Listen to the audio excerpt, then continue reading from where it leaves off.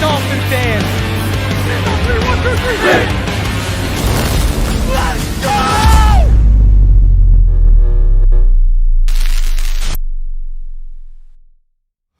What is good, Fin Nation? What's good? It's your boy Reason, and we are back here for another one on this Tuesday.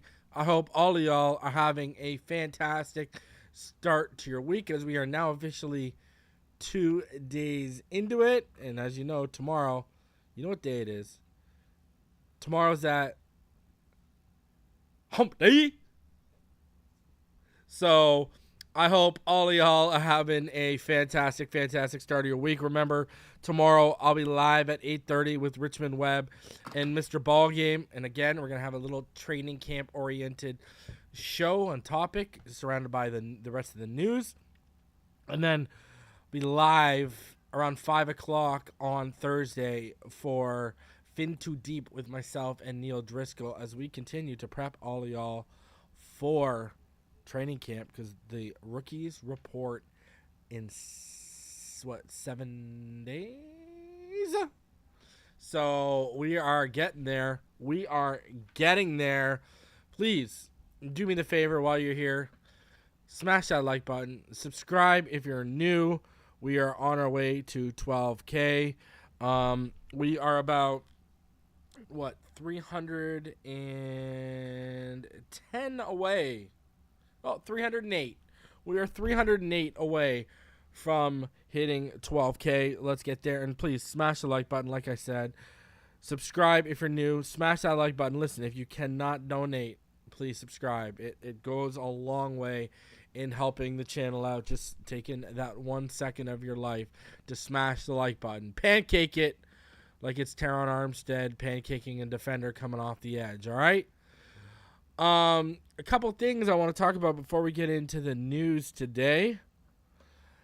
I saw stories circulating now. DHop has since then thrown a bunch of emojis at it. But a story circulating today that the Bills would be interested in adding DeAndre Hopkins if he doesn't want money and he's down to ring chase. What ring is he chasing in Buffalo, might I ask, okay? They've been chasing rings since the franchise was formed, and ain't no one brought a ring home. What, all of a sudden DHop's going to be the factor that changes it? And can he play defense? All of a sudden DeAndre Hopkins is going to be the factor that can put them over the top? Stop right now, please. Ring chase what? Okay? What, is he going to chase an onion ring in Buffalo? Huh? Maybe, maybe he's going to blow his O-ring in Buffalo. I don't know. But I'll tell you one thing. There ain't no Super Bowl ring to chase in Buffalo. So this whole notion that, if he's ready to ring chase and ring chase where? All right? There ain't nothing to chase in Buffalo. Marshawn Lynch done already all told y'all. There ain't nothing to do in the off time in Buffalo. And when that whistle blows, how much ring chasing is really going on in Buffalo?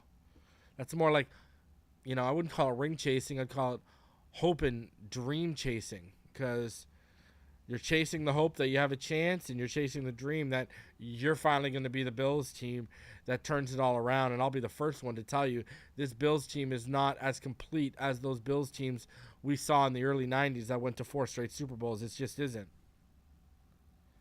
Okay? Their roster top to bottom isn't even close to ours, let alone the early 90s. And Jeremiah is right. What's he going to do?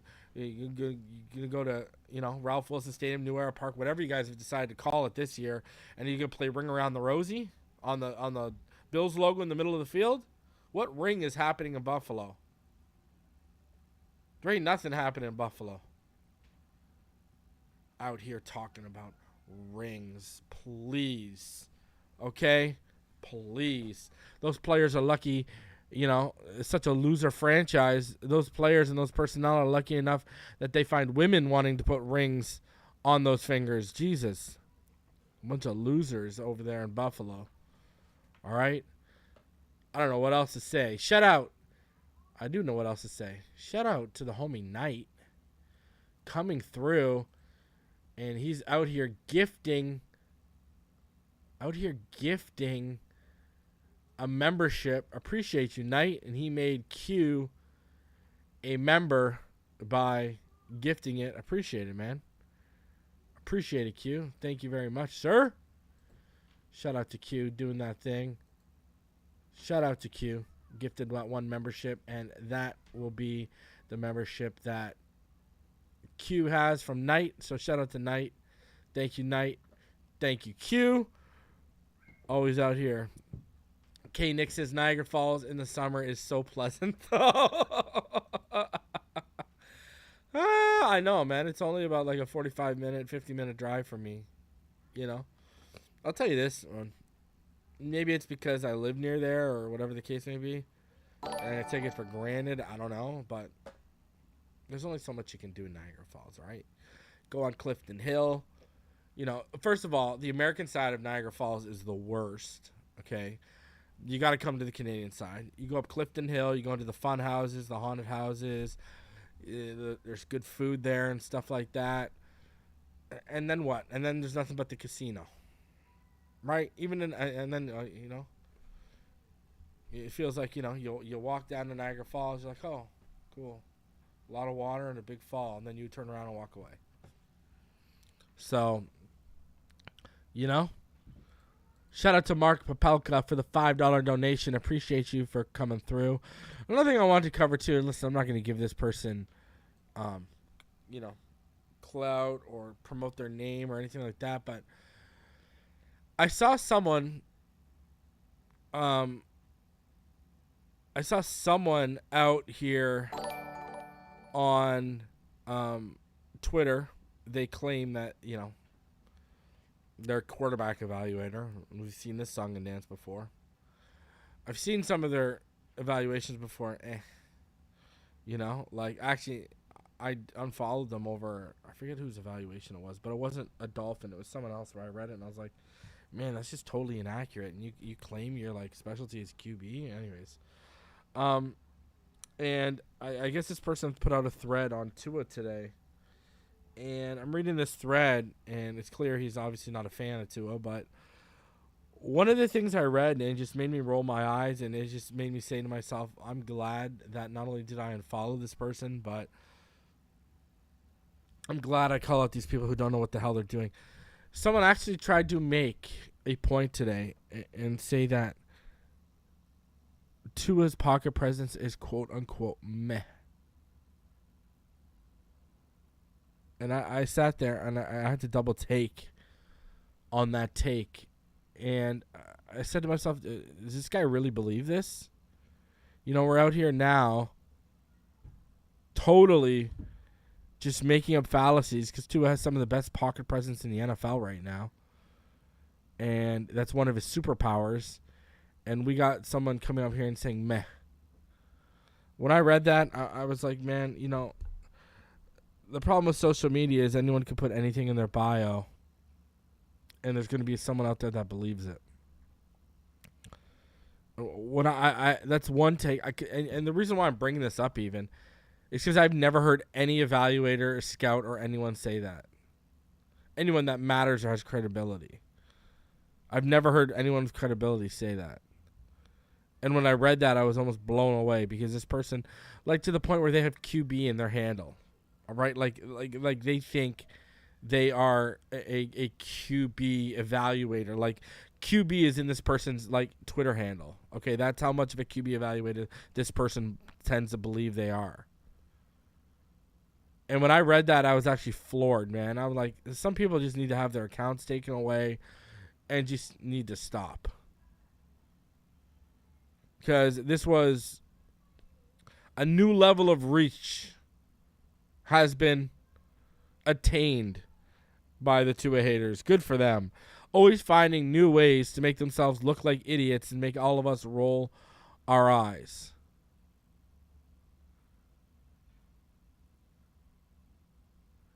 Because when I read that, I was like, that's the dumbest thing I've ever heard. And, shout out to Robert because he's right. Apparently, this guy's a meh quarterback evaluator.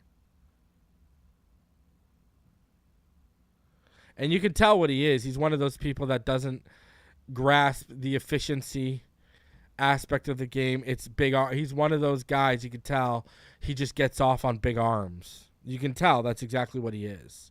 That he just gets off on big arms. Like, people telling themselves so much. And another thing, too, is, because I saw someone say, well, someone came to his defense and brought up Breeze, and this person, Breeze used to be able to sling it. Do people forget that Tua had a traumatic hip injury and that every offseason his velocity has been getting better because he's been stabilizing that hip and working on getting his body back to where it was headed before the injury? Like, do people not realize he has to work to get that velocity and improve on that velocity? And the hip set him back? Think about it. He already, he had a stronger arm than Burrow coming out, but he already didn't have one of the strongest arms, and then the hip injury happened.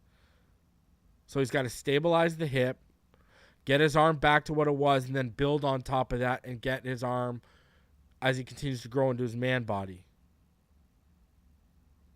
Like, people don't understand what that hip injury really did, and in certain areas where it set him back and how you have to make up for that.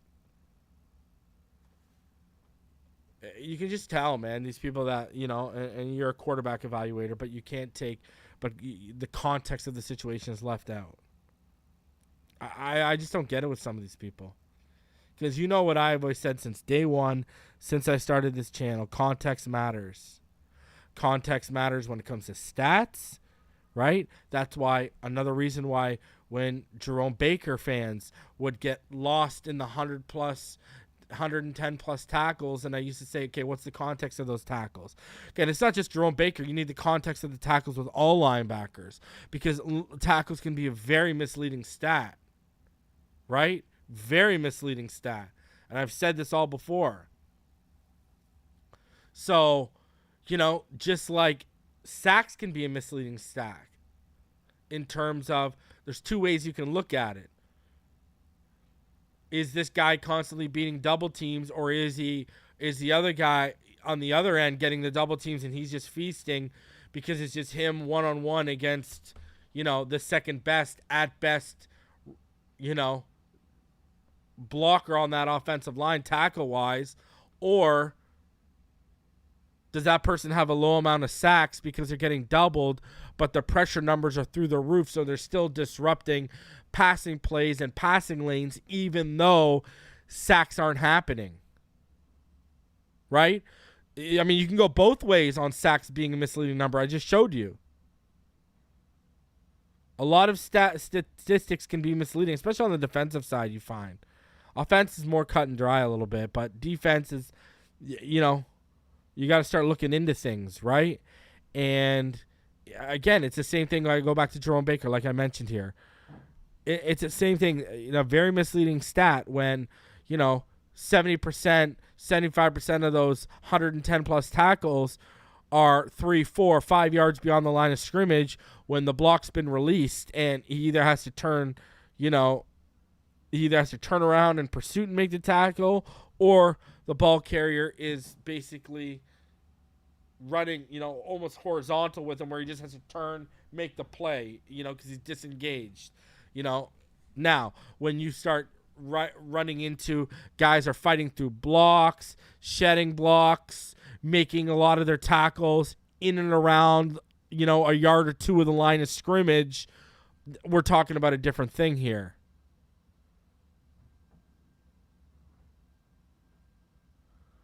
So, context matters. And the reason why we're seeing zip, like Dolphin fans see it, right? Because we watch everything.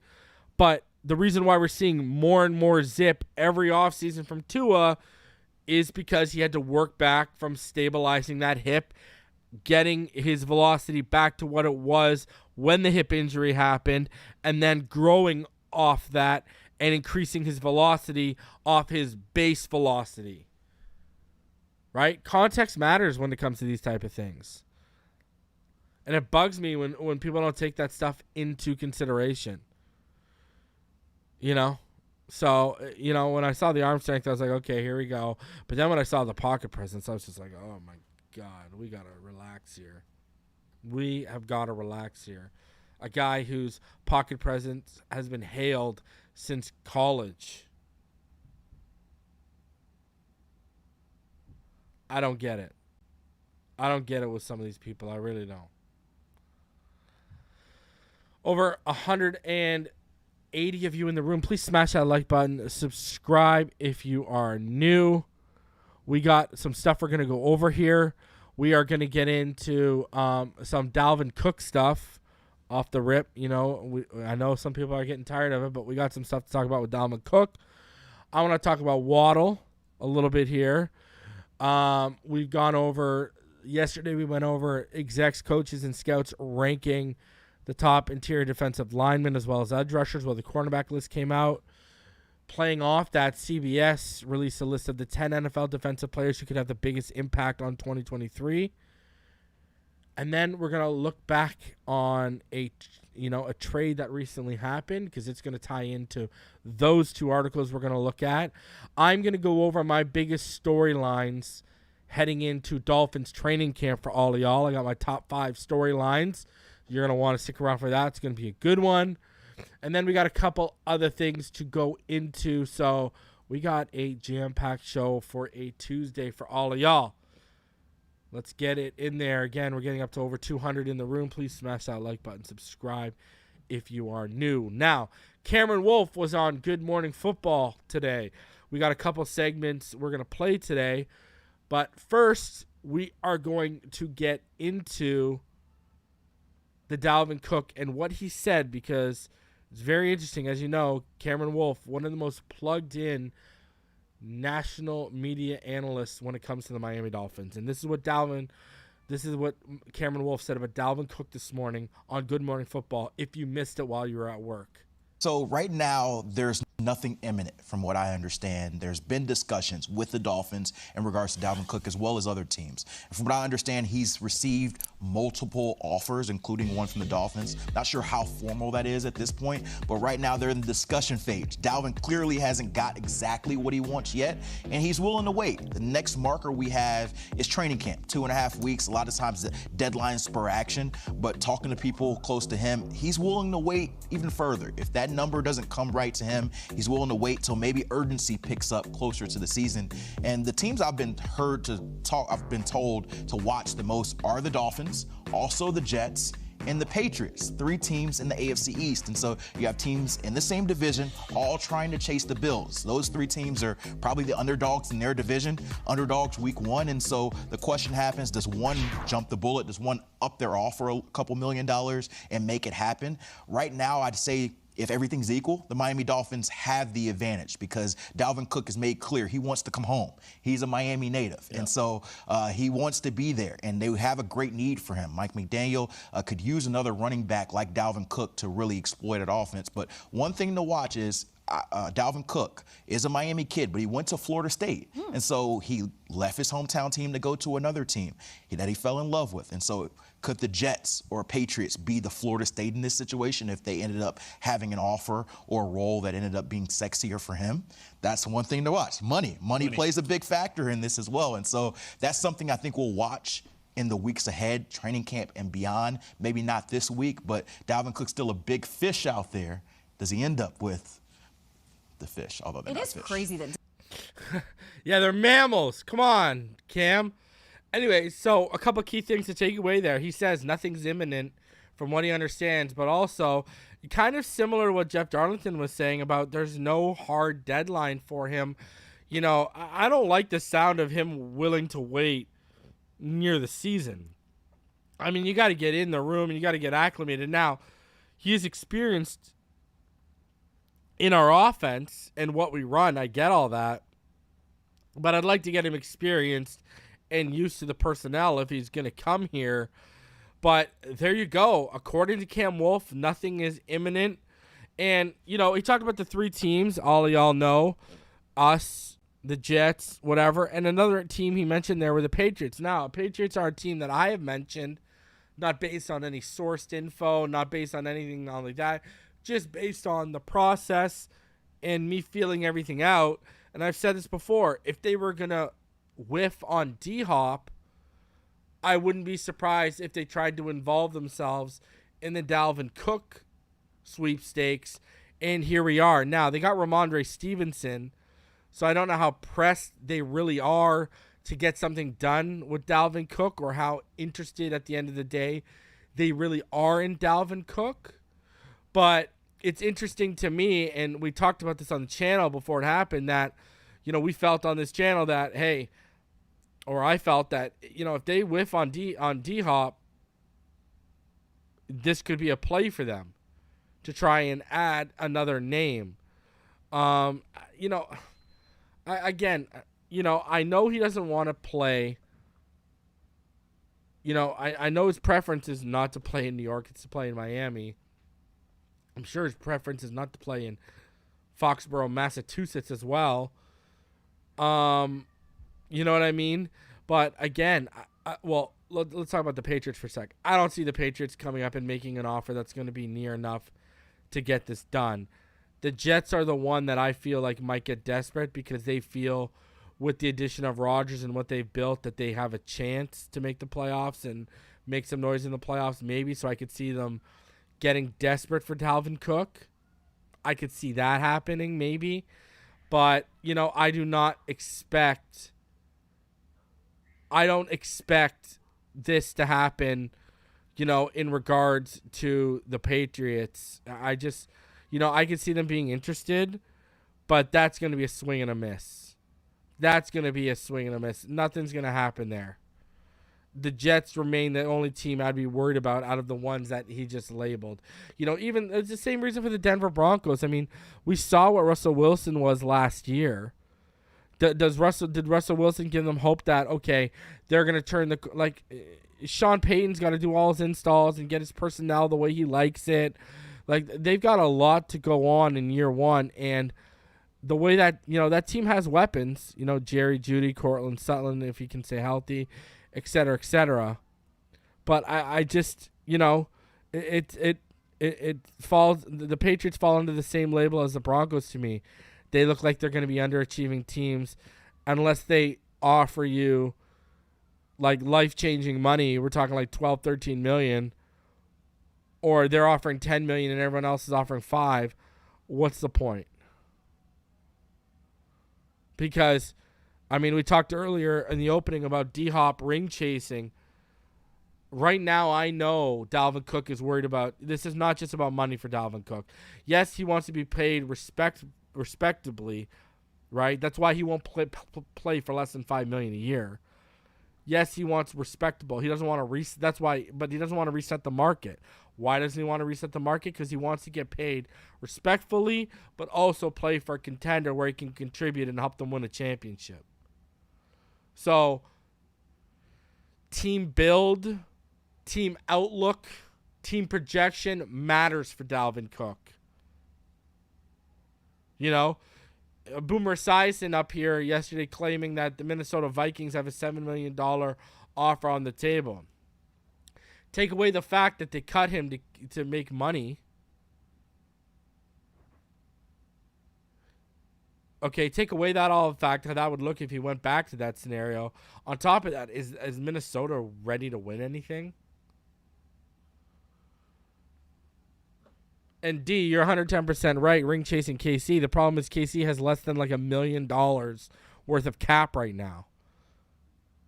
There's not a lot of ring chasing to be done for a high value free agent in KC because they have no money. So we'll see. And yeah, very tired. Will McDaniel be pissed if we don't end up getting Cook? I don't know if I'd go that far, but I'll say this. I've said it before to all of y'all publicly. I've said it privately to the Patrons. By the way, Patrons, my episode of 3 Takes, I was having technical difficulties. Whatever. It'll be up tonight, okay? I was having technical difficulties. Your episode will be up tonight of 3 Takes, okay?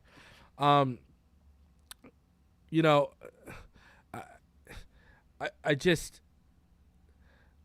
when you look, would McDaniel be pissed? No, but like I've reported publicly and to the patrons and the community tab, channel members here, he wants him. He's lobbying for him. McDaniel is a big Dalvin Cook fan. When all this is said and done, and I can open up to you guys about what I know about, you will understand how much Mike McDaniel is lobbying for him. Okay? Mike McDaniel wants him. Mike McDaniel has a plan for him. And I've already told y'all, there's a reason why Dalvin Cook's song and dance changed publicly, where he went from he wanted to go to a team that ran the ball a lot and he'd get a lot of opportunities, to it's now changed to, well, I just want to go to a place where I can be part of something special and help them win. There's a reason why all that changed, okay? But let me tell y'all, Mike McDaniel wants Dalvin Cook, and he wants him bad. He saw what Christian McCaffrey did under Shanahan last year, and it's got him freaking salivating. All right, let me put that in. He is sitting there doing the Birdman hand rub, right? Just sitting there doing the Birdman hand rub. He's ready to go. So let's hope Chris Grier delivers, because Chris Grier is trying to deliver, and that's another reason why I think we haven't seen a DT or anyone added. They're waiting to see how this situation plays out, and if they're going to have a chance to add him, they want to have that money open. Because Dalvin Cook at any position right now, name any position on the football field right now, Dalvin Cook is the most impactful out of all of them on the free agent market, and it's not even close. All right. Now, we've been talking about this, and Bleacher Report put out an article. Over 225 of you in the room. Please smash that like button. Do me the favor. Bleacher Report put out this article. Dolphins must explore other running back options beyond Dalvin Cook amid latest NFL rumors. The Miami Dolphins are gearing up for a return trip to the postseason, ideally with quarterback Tua Tagovailoa in the lineup this time around. Miami was one of the league's hottest teams in 2022, surging offensively under new head coach Mike McDaniel, and with prize trade acquisition Tyreek Hill sparking the passing game. Tagovailoa thrived, posting a league-high 105.5 passer rating, though a series of concussions forced him to miss 4 games and ultimately prevented him from starting in the playoffs. The Dolphins have done a fine job of reloading their roster this season, adding the likes of wideout Chosen Anderson, cornerback Jalen Ramsey, and rookie running back Devin Achane. However, they may not be done. Even after adding Achane and bringing back Raheem Mostert, Jeff Wilson Jr., Salvin Ahmed, and Myles Gaskin, the Dolphins are interested in adding another running back. Specifically, they've been eyeing former Minnesota running back and 4-time Pro Bowler Dalvin Cook. The Dolphins have made Cook an offer, according to ESPN's Jeff Darlington. The problem is that per Darlington, Cook isn't happy with Miami's offer and plans to wait until closer in training camp. We have nothing urgent right now in terms of Cook's decision, because ultimately he still wants to get a bit closer to training camp to really nail this down. I can see him trying to drum up a little leverage. He's still interested in joining the Dolphins, but at this point, again, not willing to commit to the deal they have on the table. The leverage aspect is interesting. According to ESPN's Jeremy Fowler, through Karen Gurigan of Mass Live. The New England Patriots are intrigued by the idea of pairing Cook with Ramondre Stevenson, while the New York Jets are also interested. Naturally, the Dolphins would prefer if Cook, who amassed 1,468 scrimmage yards and 10 touchdowns last season, didn't land with an AFC East rival. However, that's not enough reason for Miami to up its standing offer, whatever that may be. The Dolphins have $13.1 million in cap space, which is more than enough to sign Cook to a reasonable deal. If, however, he's holding out for something in the $10 million per year range, which is just below what running backs Josh Jacobs and Saquon Barkley are slated to make under the franchise tag, the Dolphins should be out. Really, with Cook unwilling to accept Miami's offer, the Dolphins should already be moving on to other options. Financially, it would behoove them to save as much cap room as possible out of camp, since one key injury could leave them scrambling to add a pricey veteran through the free agent or trade markets.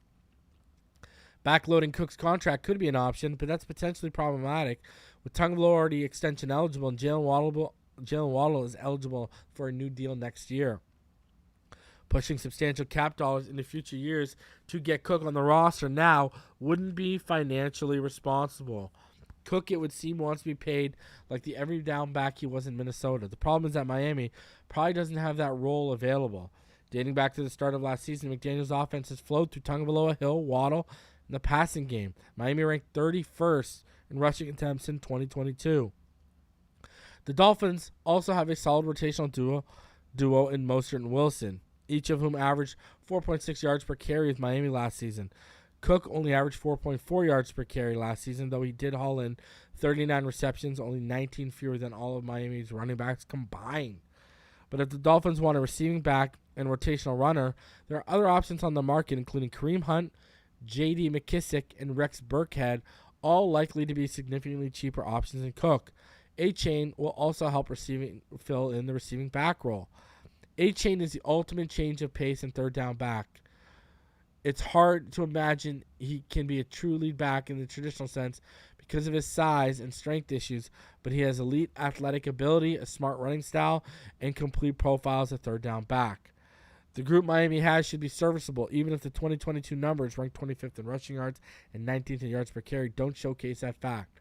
The Dolphins ranked 6th in total offense and 11th in scoring, and A-Chain should add just a little more juice to the ground game. A-Chain ran a 4.32 40-yard dash at the scouting combine. In short, adding Cook would be a luxury, and it's not a luxury Miami should be willing to overpay to have. It's time for the Dolphins to look past Cook, examine other options, and continue focusing on developing the backs they have. If Cook changes his stance and decides to take Miami's offer in the interim, great. But the Dolphins' offense can be plenty without him. You know, I want to get your guys' thoughts on that. What do you think about that? Because we've talked about this. If it's not feasible to get done, do you move on? Do you try and add someone like a Kareem Hunt is a name we mentioned? Do you try and add a Leonard Fournette on the cheap? Right? I mean, we're kind of all weary of Ezekiel Elliott. We're kind of all weary of that. So I'm not going to necessarily name him, even though the guy looks like he's in phenomenal shape right now. But you got to ask yourself, you know, they've already shown in their pursuit of Dalvin Cook, they've already shown if they were completely 110% happy, they wouldn't even have pursued Dalvin Cook.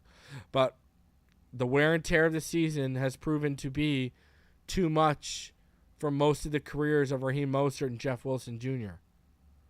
Albeit, you know, again, they're throwing out the 4.6 number and all this kind of stuff. What did they average in December and January? What did they do in December and January of note? So, you know, I don't think it's that bad of an idea, even if you whiff on Dalvin Cook, to potentially explore other options. Because you've already told all of us, without telling all of us, you do not believe in this running back room 110%.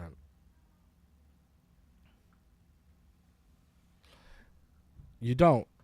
If you did, you wouldn't even have entertained Cook. You would have said we're good.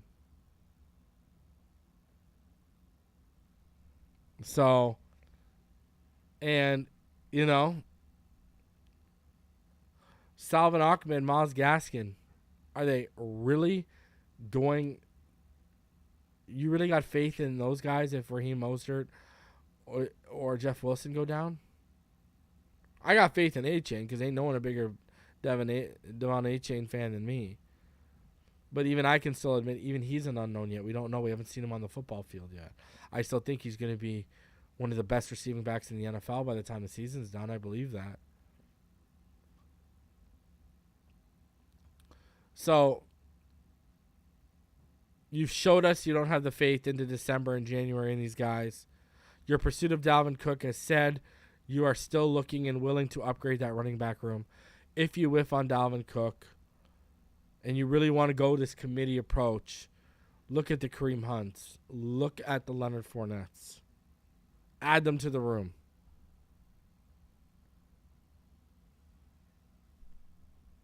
Still, none of those guys are Dalvin Cook. But if Dalvin Cook's gone and off the table, again, have Raheem Mostert or Jeff Wilson Jr. given anyone in this chat room right now, have they given any of you faith to believe in them into December and January yet? Sure, Raheem Mostert had that great run a couple years ago. With San Fran in the playoffs, but that was 2019. And again, Dalvin Cook, I believe, can be the lead, bell cow. When we get into adding a Kareem Hunt or a Leonard Fournette, I'm looking at them more from a committee standpoint. I'm not looking at them. Committee them through the season, lean on them in the playoffs. That's where I'd be at with that. Over 250 of you in the room, please smash that like button. Subscribe if you are new.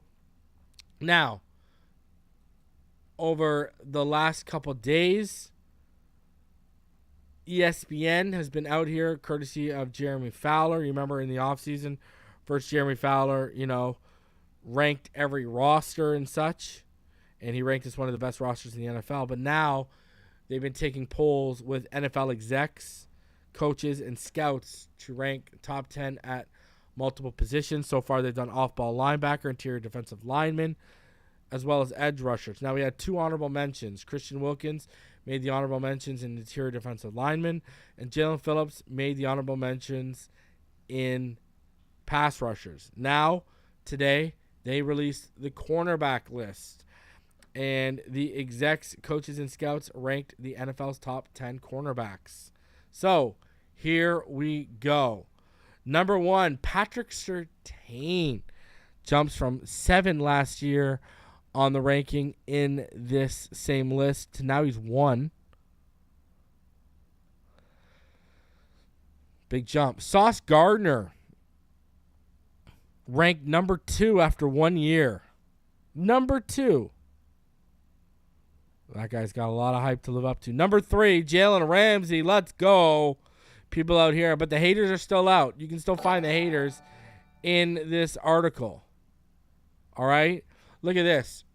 Now, his highest ranking was 2. His lowest ranking was 10. Last year, he was ranked number 1. Now he's dropped to 3. Ramsey's success story is thoroughly written. He has earned 8 straight Pro Bowl citations, 3 first-team All-Pros, a Super Bowl ring, and back-to-back number 1 rankings in our poll. Best corner of the decade might be a compelling case for Jalen Ramsey. But evaluators started to see some slippage in his play last year, and this year 2 young players surpassed him. For me, it's more an effort than ability, a veteran AFC scout said. I don't think he's declined physically. He can still do all the things that make him great. I'm just not sure he plays hard. So now these haters have reached a new level. Now that he's a Dolphin, now we're questioning this guy's work ethic. Jalen Ramsey is about to be a force this year. Ramsey was still highly productive in his last year with the Rams, tying Gardner with a league high 20 pass deflections, along with 4 picks to go with that. His 20.2 ball hawk rate was impressive. Since he entered the league in 2016, his 95 pass breakups rank 4th among all players. Ramsey's trade to Miami, where he plays under the watchful eye of coordinator Vic Fangio, should help him. He'll be locked in Miami. That defense is corner-friendly, the scout said. Fangio has made corners who can't play have good seasons, so imagine what he can do with a star player like Jalen Ramsey. You're damn right. Fangio going to take him to the top of this list again is what's going to happen. The disrespect for Jalen Ramsey is out of this world, man. You got to come out here and you got to remind them, Jalen, that you were that dude. You're not out here like Sauce Gardner getting to the top of these rankings by holding people on every single freaking play. And his versatility alone, man. Y'all keep sleeping on my boy Jalen Ramsey. You keep sleeping. He about to wake you up. Number 4, Jair Alexander.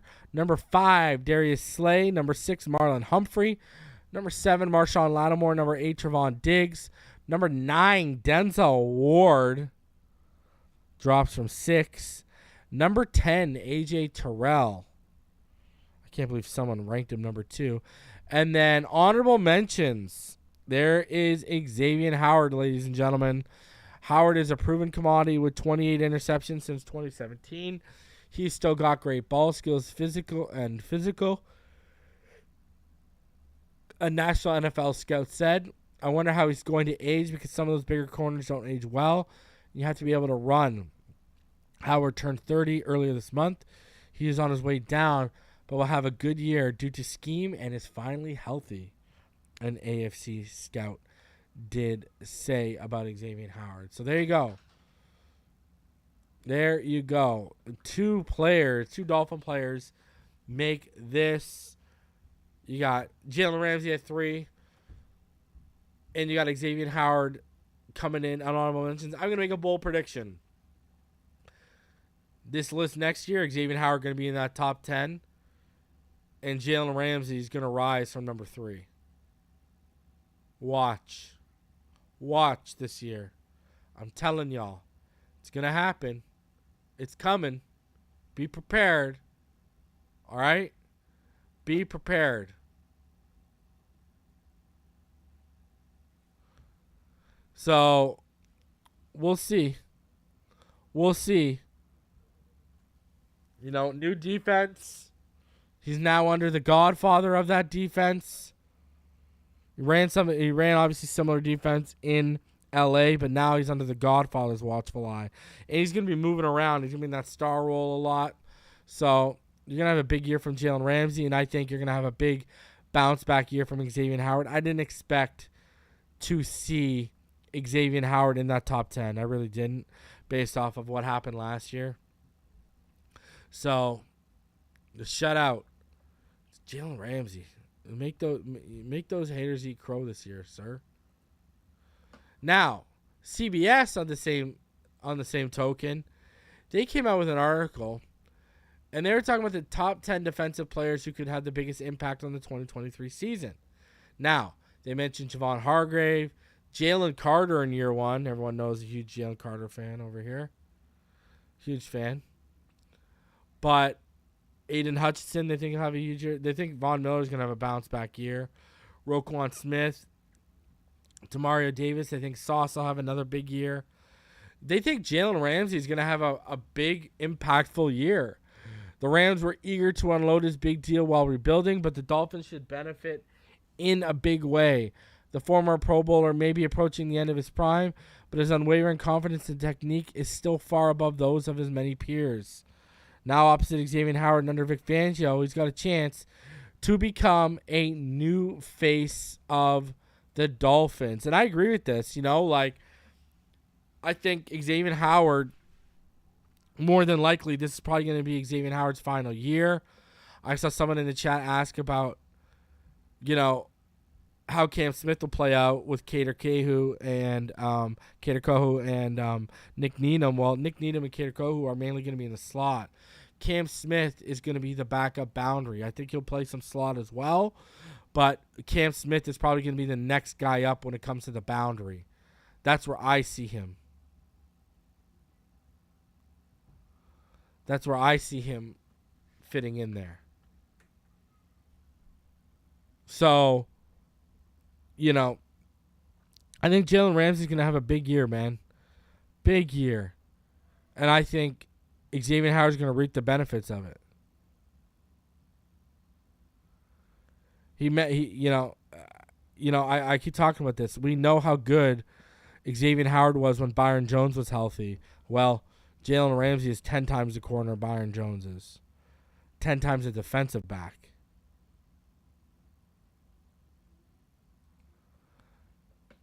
I think it's it's going to be very interesting to see how that all plays out, man. I think Javon Holland's going to reap the benefit of it. I really do. I really think he's going to reap the benefit, man. I think it's going to be a huge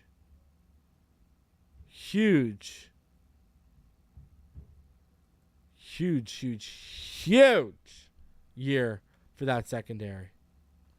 I think that secondary, man, you guys are gonna be in for a treat this year watching that secondary. Dare I say it's gonna be better than what that secondary was a couple years ago? Dare I say? So, hey, we'll see how it all plays out. And by the way, if we cut post June 1st, if you cut Xavien Howard next offseason, you save $18.5 million. It's not a $25 million dead cap hit. It's when you cut him next offseason, you save $18.5 million. You could trade him and save that same amount of money too if you want. But you save you eat about $7 million, but you save $18.5 million by cutting or trading Xavien Howard post June 1st. It's pre-June 1st cut or trade you can't do. He's going to be designated as a post June 1st if you move off of him. FYI. So, just because I know people are wondering about that, right? So, let's get into this. We went over, speaking of Jalen Ramsey, we went over something like this with Bradley Chubb. Let's do it with Jalen Ramsey. Jalen Ramsey trade revisited. Who were the real winners and losers from the Miami Dolphins and Los Angeles Rams trade? We don't often see a top 3 player at their position traded right before the beginning of the league year, but the NFL was treated to a meteoric trade with the Dolphins trading for Jalen Ramsey from the Los Angeles Rams early this year. The Dolphins were already among the favorites to make a deep playoff run before the trade, but now they look like they could have a top-tier defense. But a trade always has multiple components. Who are the real winners and losers of the Ramsey trade? So, Ramsey was traded on the first day of the NFL league year on March 15, 2023. The Dolphins received Jalen Ramsey, while the Rams received Hunter Long, a third-round pick, which turned out to be number 77 overall edge player Byron Young. The Rams retained the third-round pick they received from the Ramsey trade, choosing to select Tennessee edge defender Byron Young. The Dolphins, meanwhile, extended Ramsey to a 3-year, $55 million deal. There are 2 void years added to the deal to spread out the impact of the $8.8 million signing bonus, with $35.5 million of the contract guaranteed at signing. Ramsey doesn't have rolling guarantees attached to his contract, but his 2025 roster bonus will be guaranteed after the beginning of the league year. So, the players involved. There are a few players directly involved in the Ramsey trade. In addition to the cornerback himself, tight end Hunter Long was traded as part of the trade compensation to Los Angeles. Young, as mentioned, was drafted by the Rams with the pick they acquired. So, winners and losers. The Rams are not in a position to compete meaningfully for a title next year. They have more rookies on the roster than any team in the NFL, and that's by design. LA has exercised most of its veteran talent, with the exceptions of Matt Stafford, Aaron Donald, and Cooper Kupp, which some of those, they tried to trade Matt Stafford, and Aaron Donald might be traded at the deadline. It became pretty clear to Ramsey that he didn't want to be part of that, so moved on to a team to initiate a trade out in order to continue competing. He's apparently so committed to this particular prospect that he prayed for a trade for a month. On top of that, the Rams had the opportunity to get out from under an impending roster bonus that would have come into effect on the 5th day of the league year, a $7.5 million guaranteed bonus that would have been liable against the cap this year. Even so, Los Angeles is still liable for $19.6 million of Ramsey's contract on this year's cap. The trade did, however, immediately save $5 million against the cap and prevented another $7.5 million from guaranteeing and making his contract difficult to offload. Ramsey is still a high-level NFL corner, and on Pro Football Network's cornerback power rankings placed him as the second-best cornerback in the league, and he finished this season with the third-highest PFF grade at the position. Even at 28 years, that type of play would typically earn a first-round pick, even with a burdensome contract. The Rams come out as losers on the trade because they took on a big cap hit to offload him or receive just a third-round selection and a backup tight end. Ramsey himself comes out as a big winner. Not only did he sign a new deal and therefore added to his projected $9.7 million cash flow with another $10 million in instant earnings, he also finds himself genuinely competing for a ring with Miami, who has a stellar roster when healthy. Pairing Ramsey with Xavien Howard could mean a high-level defense to pair with their high-level offense. That means that the Dolphins come out as winners too. Miami let go of Byron Jones after a disappointing 3 seasons, the last of which was marred by an injury that took him out for the entire year. The replacement allows them to field a fierce starting unit while retaining some of their excellent depth, including Nick Needham. With newly acquired Bradley Chubb up front with Jalen Phillips, Miami seems to have the basic formula to produce elite defense. Long ends up a bit of a loser as well. He wasn't traded to a team that doesn't have a clear pathway to snaps, especially if the Rams continue to play in 3 receiver sets. He won't displace Tyler Higbee, could even lose out to 2020 4th-round pick Bryson Hopkins or rookie 5th-rounder Davis Allen. On top of that, there's a good chance that the passing game won't recover with Stafford's return. When healthy last year, he was a liability, and at his age, he's less likely to return to form.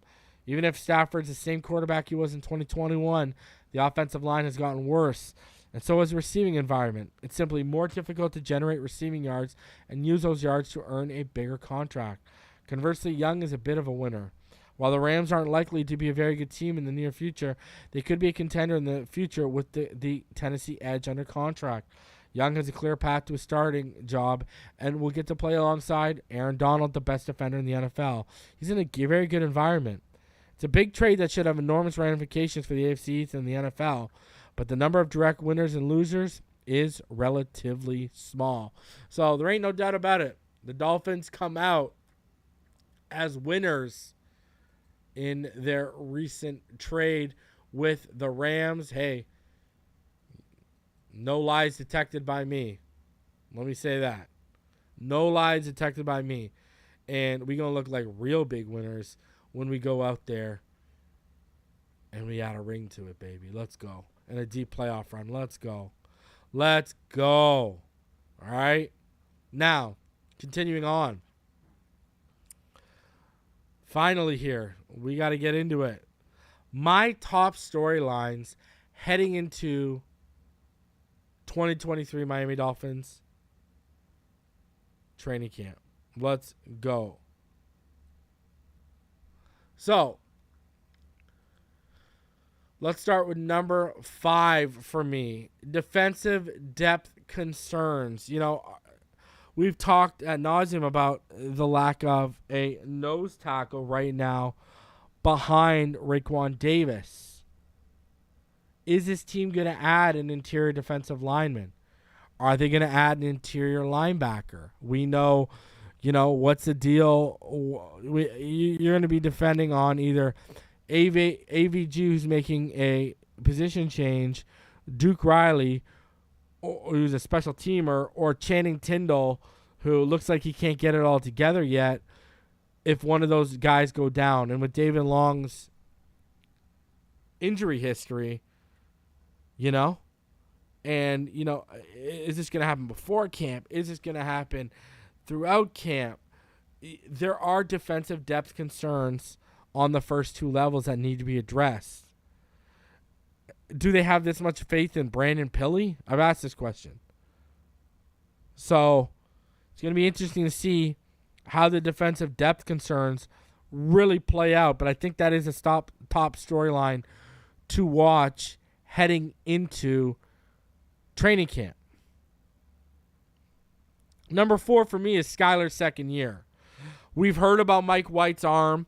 We've heard about how impressive Mike White looks. While, last year I said Skyler's got to try to make the 53 in year 1 and go for that number 2 spot in year 2. And it looks like, even though it was the underwear Olympics and those off-season team activities, Skylar Thompson, from what I understand, clearing away looked like the better second option. Now, are politics and the money involved with Mike White going to interfere in Skyler's second year? I don't know.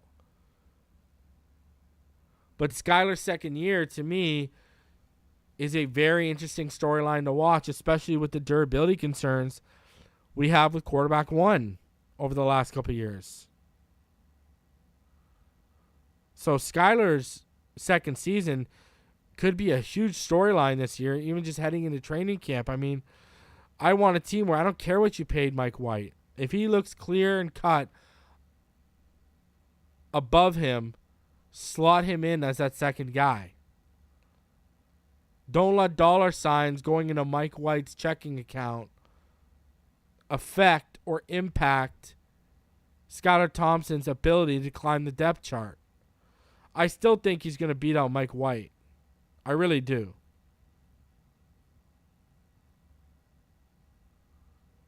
I just don't have all that faith, as much faith in Mike White. Now, I think Skylar Thompson can, grow off last year, and a guy we can build up and develop in this system properly under Darrell Bevell. I got faith in that. Number 3, running back reinforcements. We talked about it earlier. Dalvin Cook. Is Dalvin Cook going to be coming in? If Dalvin Cook doesn't come, are they going to be adding someone else? Is that running back room going to grow during training camp? We know it's going to get slimmed down.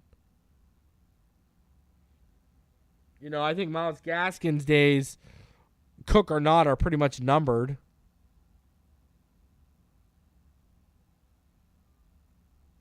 So, running back reinforcements, that's going to be a topic.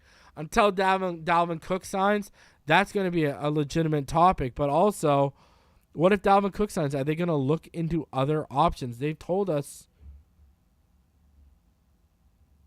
they don't believe they have the long-term answer quite yet. They haven't had a chance to see Devin A-Chain in game time, and they, like all of us, know that the top 2 guys, Mostert and Wilson, come December and January, who knows if they'll be able to be depended on. So running back reinforcements is my third storyline to watch.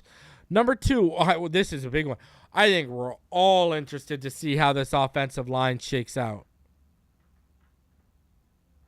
Who's going to be at left guard when the season starts? If it's not Eichenberg and it's Wynn, does Eichenberg become the primary backup at center, or is it Feeney?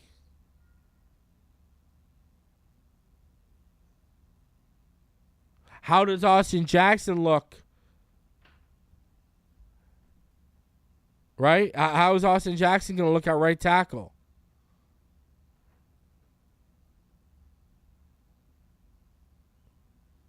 So the offensive line and how it shakes out, that is easily one of the biggest storylines heading into training camp. This is one of the biggest things all of us are going to be watching. It's right there. And number 1 for me it's simple. The battle of McDaniel versus Fangio. I can't wait to hear stuff from the media. I can't wait to hear stuff from you guys. I can't wait to see the clips. We've been talking about how we got 2 genius minds in place.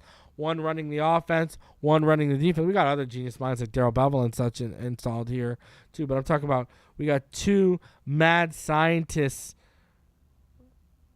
running their respective units. And I know this is like a prized, this is like, a Tyson, this is like Tyson Holyfield. This is a prize fight.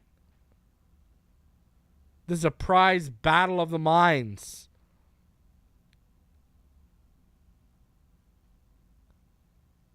And I know this is going to be a huge storyline. This is going to be something everyone's talking about. The media is going to ask them questions after practice about each other and what they were seeing. And it's going to be interesting to see how Fangio reacts to days where the offense gets the best of them and how McDaniel reacts to days when Fangio and the defense get the best of them. I am really excited for that battle. That is a prize fight right there. That is a prize fight of great, brilliant football minds. I can't wait. I can't wait. Scotty Joe says, just like Shula and Arnsbarger. Yep. We're taking it back, baby. We're taking it back. Guys, there's well over 250 of you in the room. Please smash that like button. Please subscribe if you are new. If you are a channel member, if you are a Patreon, just a Patreon, then you will be getting my Patreon only 3 takes video. Will be coming to all of y'all today. Had some technical difficulties trying to upload it yesterday, and I just gave up and said screw it. And then I got caught up. I was busy today, so I'll have that uploaded for all of y'all tonight. Be out on the lookout for that.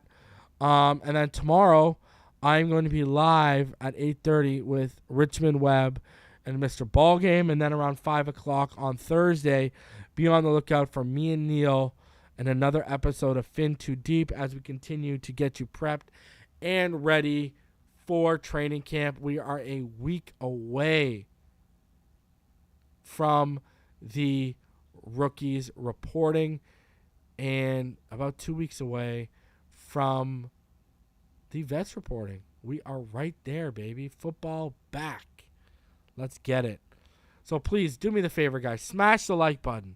Smash it, smash it, smash it, smash, smash. Take a minute out of your day. Take a second out of your YouTube viewing experience. Just hit that like button if you cannot donate. If you can donate, hey, paypal.me/Phinside, or you can donate through the super chat donation right now. However you seem fit to support the channel.